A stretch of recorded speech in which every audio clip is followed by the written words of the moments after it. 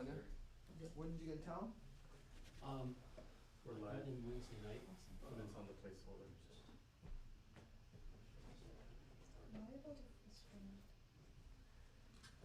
On Wednesday night from Shenzhen. I've never been to, actually. You've never been to Shenzhen? My 50 trips to China. It's crazy, isn't it? I was the only American in the Huawei headquarters the day before Trump said nobody says destroyed business with what? Yeah. Boy, it's an impressive company. Yeah. And went to 10 Cent. Another impressive company. Yeah, I was with your own impressive company, Foxconn, and saw their assembly lines. Yeah, it's crazy. Yeah. Right? See it live? Went to So he's right. TJI, the drone company. Yeah, that's like. Yeah, so the first time I went to Shenzhen was probably 12 years ago, and it was kind of I have the sound turned on. crazy, impressive then. Right. Now it's just like can't even imagine this stuff going on. I know it's gonna come through. Wow. It's Okay, just are we all camera over. one, camera two? They are. I said, Americans Or just should doesn't camera get one it. be the still one? Nobody understands the Yeah. ambition, the energy, Yeah, yeah. So The- camera 2 right now the is still. activity. This is the stuff. Confidence. This is camera two? Confidence. Yeah, no, You know, they're we're playing. good, yeah. Every day matters. Maybe we can move They're or it's- tape this it's mic adding to be in the middle because it's not gonna and move around. Yeah. and the idea that they So- can't innovate is there's one. Well, what I've said is imitator has become the innovator. That's it.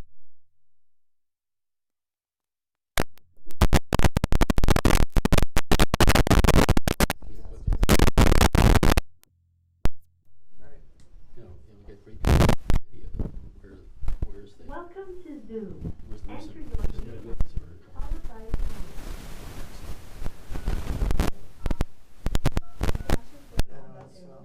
So how long were you there for? How long were you in Shenzhen? Just 3 days, but it was a Tomasic No, it's advisory board meeting and Enter sort your of field trip. participant Yes, it was ID, followed by pound. So we spent Monday with Otherwise, Tomasic, just said press thank you for talking with them. Oh, good. Just tape it. You So, are in the meeting things are now. progressing There there. are one Oh, that's good. participant. Yeah. In the With meeting. the guys You here in are San Francisco, or muted. with? You can It's mute really or our unmute team, yourself with by pressing a star couple from six. couple from Singapore, Oh, okay. couple, one from here, one from New That's York. why we Where did you meet?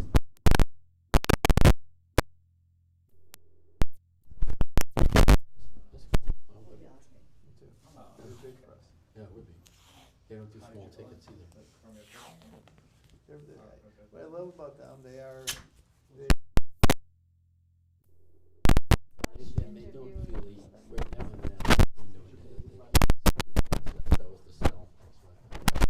thank you. Well, so they seem to have a kind of interest in not only fun, but lab, all the stuff that kind of goes on it, so it can be excellent. We did talk a few minutes after we were done. Yes. Yeah. Labs. He also seems to be great. Yeah. Yeah. Yeah. I mean, given a lot of challenges, yeah. I mean, Yeah. just not challenges, but Yeah, no, I understand. right. Yeah, it's cool. Yeah, so, yeah. What else has happened with you? Well, of course, here's going well. I must say, I'm getting along well with Jeff. He's finally, I feel he's now got a sufficient comfort level. He can actually use me more effectively. Well, and he made a comment in the board meeting about how good your relationship is. Yeah, and blah, blah, blah. good. I mean, he feels very open. He's able to show more vulnerability to actually ask for advice instead of trying to show me that he's got it all figured out. And it's working better.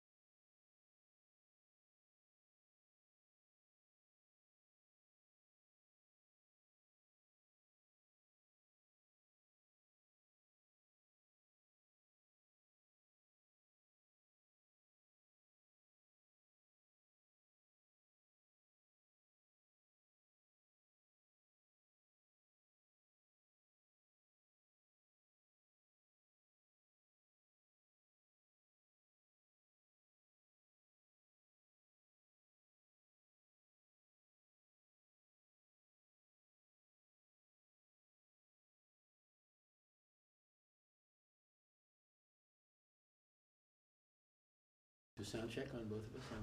We're both sort of mild-mannered people. That's true. At least the voices. We're not bellowers. It's coming in nice. We don't bellow. It's coming well. What time do you have? As much time as No, needed. but what time? It's, 1 o'clock this afternoon. it's right on the number. Is there anything to give people notice?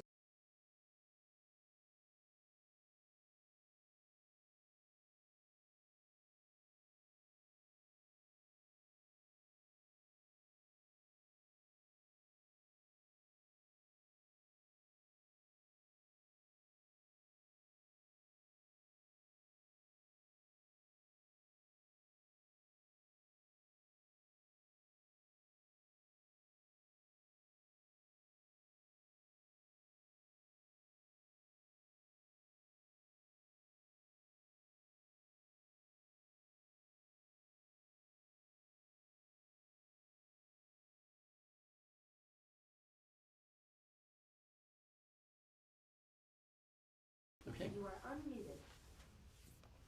So good afternoon, everybody. This is Mike Moe, founder of GSV, and it's my true pleasure and privilege to have the opportunity this afternoon to have a conversation with Rick Levin, who was the president of Yale University for 20 years, and then after that very distinguished career, came to Coursera after it was a couple years old and really was able to take what was a very big idea but made a real business of it. And so, and we're talking about Coursera today. So first, Rick, when you look at, why did you, after 20 years at Yale, one of the most prestigious, if not the most prestigious academic institutions in the world, why did you decide to come to Silicon Valley and become CEO of Coursera? Well, thanks, Mike, and thanks for having me talk to your community here. It wasn't quite like I left looking for this. I took a sabbatical right after I finished as president of Yale. Was sort of camped out at Stanford when the opportunity arose, and John Doerr of Kleiner Perkins sort of came after me to think about this option. But it was a natural question to ask because even at Yale, I'd been a big advocate for moving forward on online education because I thought it offered great potential for the world's top universities to reach out and broaden their communities. And, so for me, it was we had done quite a bit of that at Yale in the form of putting a lot of existing courses that were just captured in the classroom on film and put online for free. And it got a lot of uptake, a lot of users, and we could see the potential was to do something more systematic and more focused on on reaching people in a meaningful way, not as a consumption good, but actually as an investment good for people. That had a lot of potential, and so I was taken by it. I was taken by the Coursera founders. I thought they had a great idea, and it produced some very high quality content in the first couple of years, and so I signed up. I'm glad I did. Well, I think as a shareholder of Coursera from almost the beginning, I'm very glad you signed up as well. Right. Thank you. But after 4 years of being CEO of Coursera, you decided to step down. Yeah. What was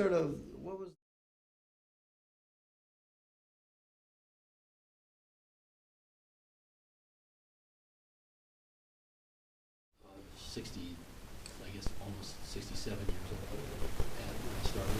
I was 67 years old when I started, and the thought was, 3.5 years might be plenty, given that the company would go public in 5-6 years down the road. I might be a little, long in the tooth to be leading an IPO and promising investors that I'd be around for another decade. So the thought was I would transition, as I have, to a company, but to pass the leadership on to a younger person. And it's worked out very well. I'm a senior advisor to the new CEO. I spend an hour a week talking with him. Of course, the company still has, my involvement and my, uses maybe 10-15% of my time. Coursera, in my view, and I think just factually, is creating the world's learning platform with 40 million students on the platform, 160 universities. When you look at, what do you see as the biggest challenges for online learning, and what do you see as the greatest opportunities? Wow. There are, well, first, the opportunities are enormous. I mean, because this is a scalable way to reach, tens of, and eventually hundreds of millions of people at very low cost relative to what people pay for live education in a classroom, which is not scalable and which is very high cost. So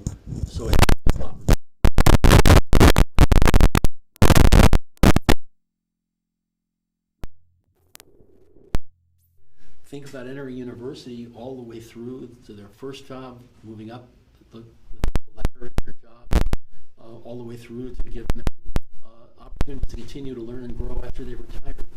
Basically, every type of need could be satisfied, educational need could be satisfied at low cost.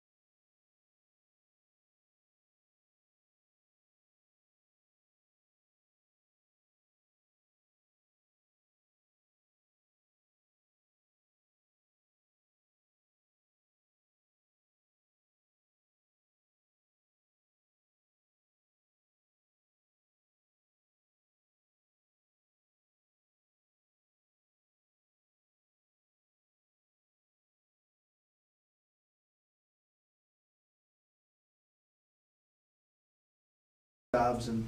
Yes, yes, absolutely. One of the new things we've introduced for our, we of course now market not just B2C, but also to enterprises. So we have over 70 Fortune 500 companies now using Coursera courses in their job training. And one of the things we've recently developed is this global skills indexing capability, where we use the huge pool of information on our platform, because we have all these people who've taken courses, and many of them from different corporate email addresses. And so we can go in and say to an IBM, here's how your employees stack up on all of these skills. And there's we might list 50 different skills. Here's how your employees do relative to all the people in the world that have taken these courses, or relative to all the people in your industry that have taken these courses. And companies really love this. Well, it's super powerful, right? Yeah. I mean, right. and we're Coursera, Right. because of 40 million students, because of the number of, Right. thousands of corporations now that are using Coursera. I mean, the information and insights that we're able to get are gonna be unparalleled. I totally think so. I mean, I think we're seeing that. Talk about free, because, a lot of people talk about, if something's valuable, you should pay for it.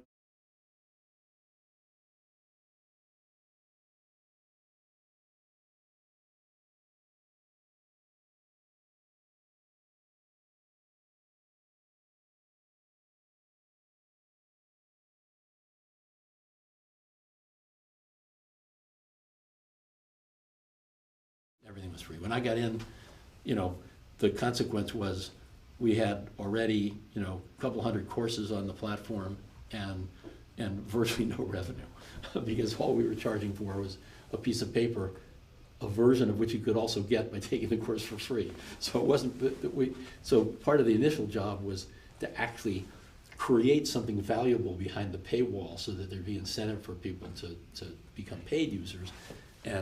And what the key there was basically putting assessment behind the paywall, so that people could, all you can do now for free is watch the videos. You can't take tests, you can't get graded, and you can't get a certificate, a credential. But the free is still very important, because it gets us eyeballs, and it gets us, and what we find is,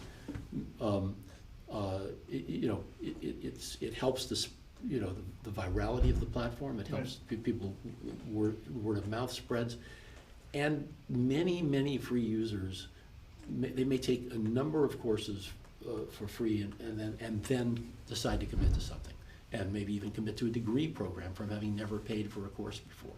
So we do. It's valuable. And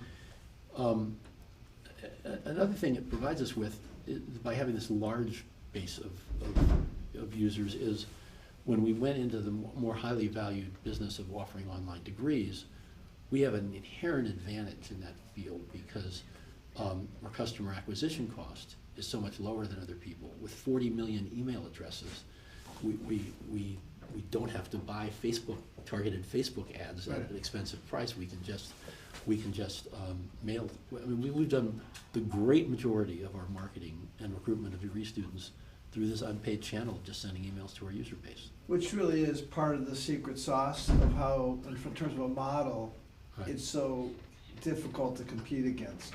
Because if you look at most online or just traditional universities, the marketing cost, or how much it costs to take in a student, is very, very high. 20 to 30% of revenue often. Yeah, With Coursera, it's Yeah. basically non-existent. that's right. And so I think people don't understand, I mean, that part is so critical. It's really valuable. And the other thing about free, it's pretty hard to underprice it, right? Yes, So as you that's look right. at the different strategies and competitive advantages, well, Right. nobody's gonna, it's. And we're making use of this by convincing our university partners that without those extra acquisition costs, they should charge less for their programs. And of course, the actual cost of serving students, because you don't have to have one professor in a classroom for each 30 students, is much lower. And so all of our degrees are priced at, I agree with that. Talk about, so you go deeper in terms of how free builds up into an economic model with certificates and business Yeah. and degrees, and how that all works together to kind of Yeah. create this very robust economic model. Well, we think we invented the phrase stackable credentials. I'm not sure. There are other claimants, but early on, we sort of realized that there's kind of a progression. There's the free browser, if you will. The people that sign up for a course, watch some of the videos, don't complete typically. I mean, you know, the early days, many people were nervous about Coursera's future because they thought, what is this, only 7% or 3% or 5% of people in this course actually complete it? But most of the people were just browsing and taking what they wanted from it. You know, once you started introducing pay for a course, that involved a certain degree of commitment. So what you found was once people paid, 50, 60% would go on to complete the course. Then we took a next step back in about 2014, just when I started, of stacking individual courses together into programs. We call them specializations that are 4 to 9 courses long that give you essentially a higher level, a broader competency, a larger aggregation of skills. And those are still very reasonably priced, you know, in the $400 to $600, $700 range typically for a specialization that might take you 4 or 5 months to complete. And then once we had specializations in place, that's when we went to universities and started to think about how about building on those, and you know, just as a specialization stacks up a number of courses, how about degrees that are stacks of specializations that might have 6 or 8 specializations as its components. And then if you're at the University of Illinois, which was our first degree program, you can offer 8, I think maybe there's now 10 specializations. They could be freestanding. People could take those. They could take the individual courses if they wanted. They could take the stacked up specialization. Or then they could take a specialization, and if they really liked it and got a lot out of it, they could apply to the degree program after they'd completed it. So it gave us a huge amount of flexibility. It gave learners flexibility about what level do you want to go to. But each level was like a marketing tool for the next level. Right. So I do a course, wow, that was interesting. I should go deeper in this field, so I'll take the specialization. I do the specialization in digital marketing and say, gee, I think I'll take an MBA because they've got all these other interesting, you know, specializations. And so I think it's worked quite effectively, this idea of stackable credentials. So it's been great. Yeah. Talk about, so recently University of Pennsylvania announced a partnership with Coursera, being the first Ivy League school to have online. Right, not the last. Not the, well, you haven't been a former Ivy League president. Right. What's going on? I mean, that's, you know, part of that whole is sort of the exclusivity, the elitism Right. in a positive way. How do you know, why do you think University of Pennsylvania did this, and why won't it be the last? Yeah, I think we were very fortunate in that a couple of years earlier, several years earlier, they had designed this master's program that was really kind of unique. It's a computer science master's degree for people that have had no previous computer science, or at least, or very little. People that aren't computer science majors. It's called Computer and Information Technology. And it had a natural market, which is lots of people that go to university and specialize in something else. It might be humanities. It might be some courses that don't lead to careers very naturally. Or it might be a science. It might be chemistry majors, where the people decide, well, I'm a chemistry major. I don't really want to be a chemist. So what do I do with a chemistry major? Right. And so a lot of these people, you know, they might have picked up a little coding. They might have taken a crash course somewhere to learn a programming language. They like computers, and they think, well, I can't.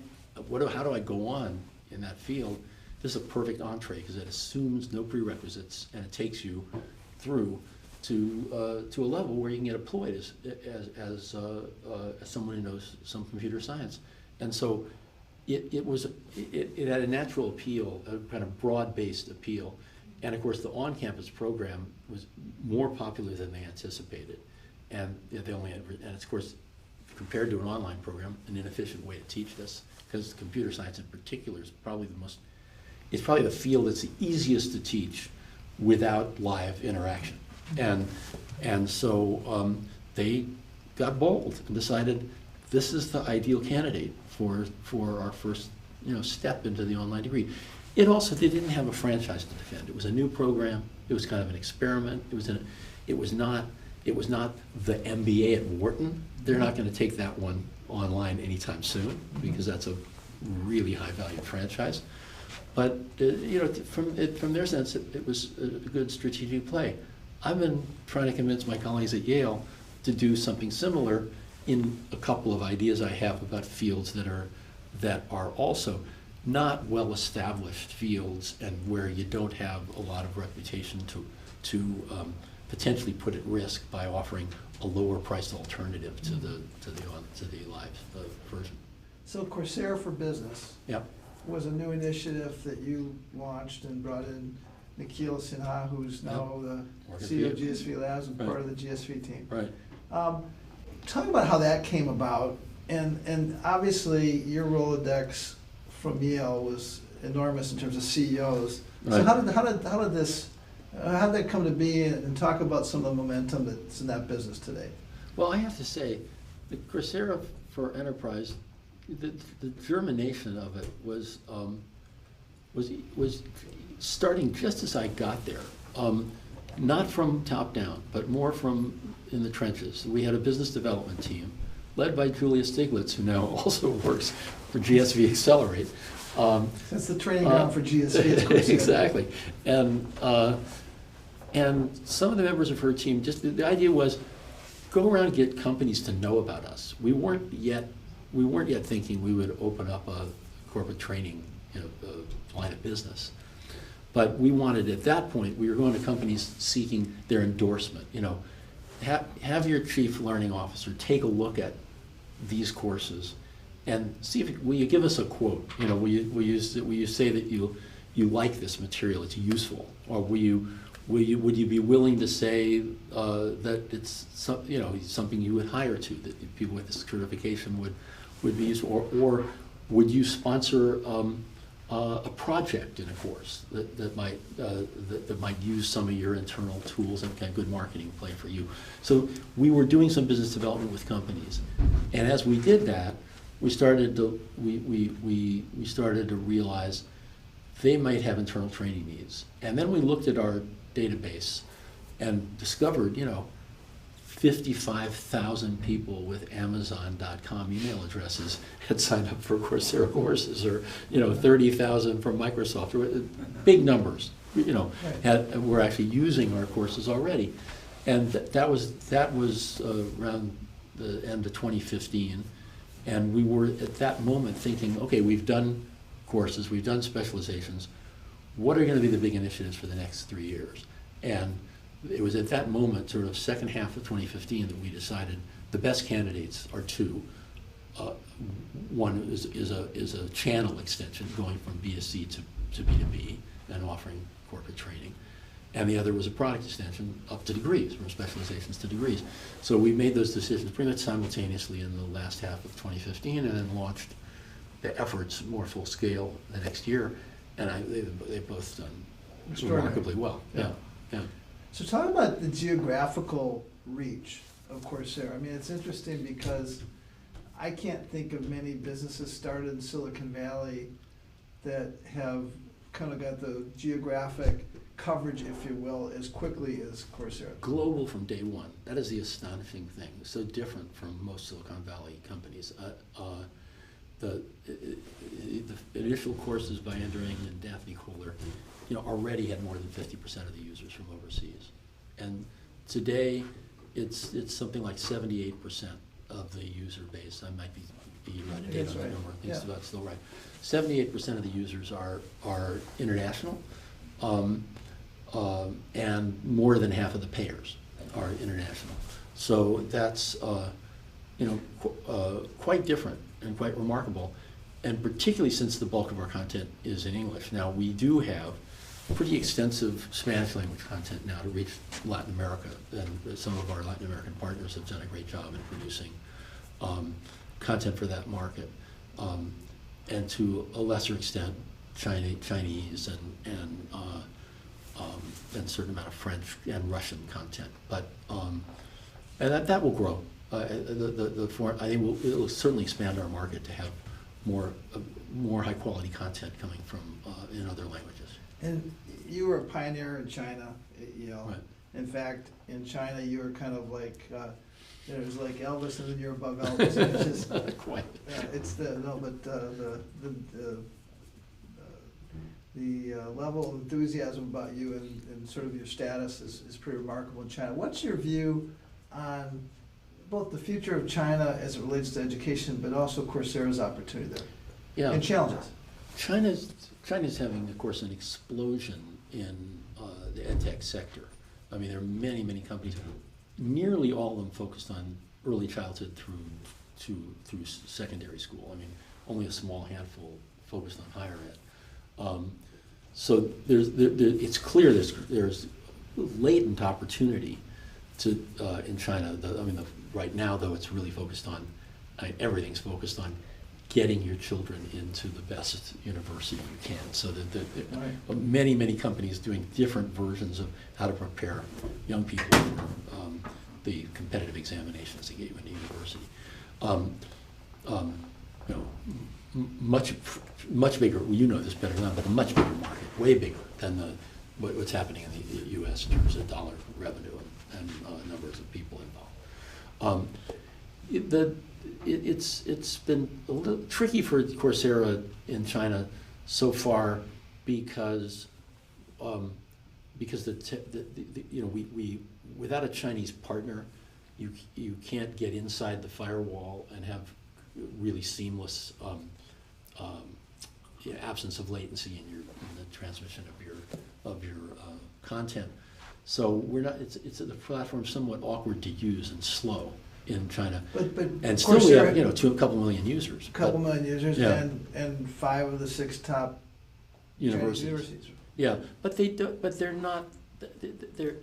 The universities don't get the life skills component there. They're putting on courses that are really pitched to undergraduates, and it's understandable from China's perspective. The government, the Ministry of Education, has a very particular view of how online learning should be used, and it stems from recent Chinese history. What happened was, starting in 1998, the Chinese made a gigantic investment in expanding the capacity of the higher ed system, and so they went from 10% of the cohort going to college to 30% in a decade, Right. which is astounding, really. And to do that, of course, they had to create a lot of new universities, increase the enrollments in lots of others, and they ended up with not enough teachers and not enough high quality teachers in those institutions. So they wanted to use the top universities to do online content to help educate people at other universities. It's not gone that well. I mean, the government's is not that happy with the outcome. Some schools in the hinterlands are using a lot of the content from Beida and Shanghai Jiaozhou, by the way, on Chinese platforms in the Chinese language. Yeah. But it's not been as successful as they hoped. And it's really been hard to get people focused on, you should be making, even our Chinese partners, you should be making courses for people in the workplace. Right.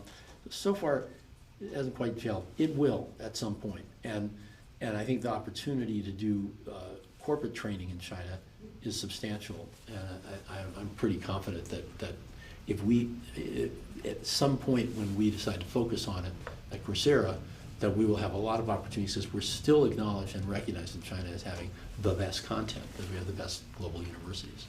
So there's over $2 trillion spent on global education, and you're an economist by training. Yep. You look at internet economics, where there's disproportionate gain to the leader category, or winner take most. Mm-hmm. Can that happen here? Why or why not? Or how do you think, right now, clearly Coursera is the leader with gigantic network effects and so forth. I mean, how do you see this playing out in terms of the size potential opportunity? Well, I think Coursera could be a very large company, but I don't think this is a winner-take-all or necessarily winner-take-most market, because there's the products are so highly differentiated.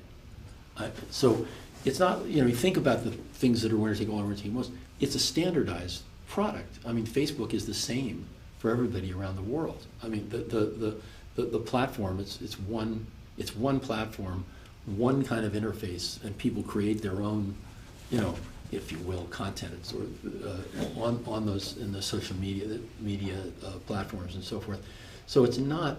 This is different. This is different in that there's so many different types of education, so many different fields of education, so many different professional certifications, so many different jobs and occupations, that the idea that one company will gain a kind of monopoly advantage by being able to offer all of them, kind of unlikely. I mean, it's a huge advantage to be the biggest, and we certainly will do we're going to be doing our best to make sure we take advantage of that position by continually expanding our product line, so that we do go into adjacent areas.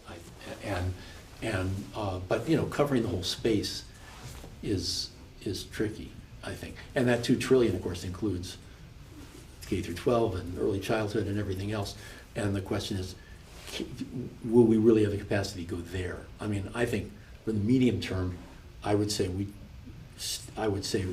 smarter to stay with the adult market, but move down down the skill continuum to lower skill and middle skill jobs. And so I've got a couple more questions. So any questions from the audience, I'll be looking for those in a second.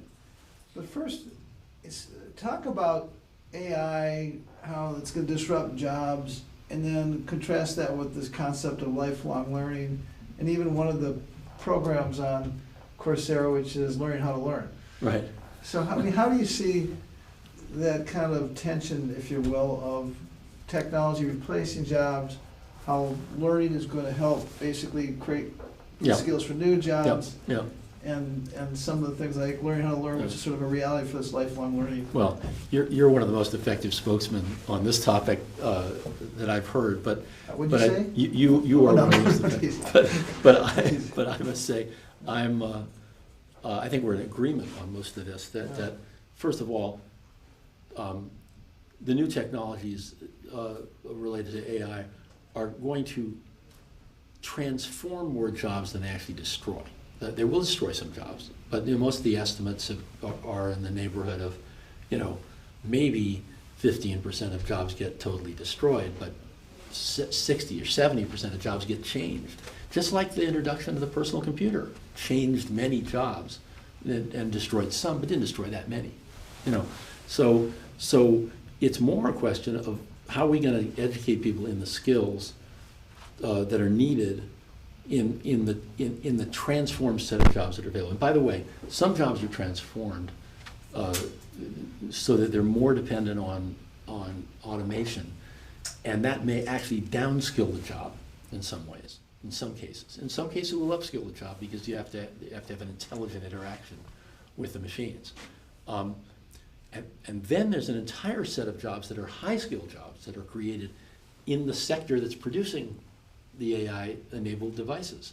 So there's, if you think about this from a standpoint of a national competitive strategy, you want to do as much training as you can to get those new high-skilled jobs. And Chinese see this really clearly, and they're focused on it. We don't, in the United States, don't have nearly a clear, any kind of clear national strategy to deal with that. But I would say online learning can play a big role there, and that is actually the niche Coursera is in right now, which is training people for the higher level jobs that are going to be the machine learning programmers and developers and I mean, where is the world getting its data scientists right now? Preponderantly from Coursera. Right. And so that's already happening. This is why I also see them sort of Coursera attacking the sort of more middle skills dimension as important to give learners everywhere the capacity to cope with the jobs, the changing skill mix for ordinary middle class jobs. So I think that it's a big project. Now, how does that interact with, as you said, with the kind of habits of learning? Well, it's true that that many people, mid-career are just not that accustomed to going back to school, if you will, to learn new skills. And Coursera does have some great ways to help break that block and you mentioned our Learning How to Learn course, which is a terrific course for just about anyone, which gives you sort of insight into some of this, what are the right study skills to be able to master content, and some of the tricks that most people don't realize that can help them succeed in a learning task. And so I'm sure that's the kind of content we'll want to develop even more of, and maybe make more specifically related to different types of jobs and occupations. So the degree, so obviously Coursera is work with universities to create degree programs. Right. And as you project, what this looks like 5 years from now, 10 years from now, Coursera is going to have a lot of people that went through their platform that have degrees. Right. But do you think the degree is going to be as valuable in the future as it is today? And I think it's going to be more valuable? Or could it be potentially less valuable just because there's going to be other ways that people represent their capabilities, their skills? Credentials will enable a lot of people further down the road in their careers to advance themselves without the excessive expense of having to go back to school for a full-time degree program. So yes, it's true that what you will see less of, I think, is people aged, let's say, 28 and above, going back to school to get master's degrees. And you'll see more of people doing alternative credentials and getting online master's degrees. The number of master's degree students in total will go up, Right. I believe. Yeah.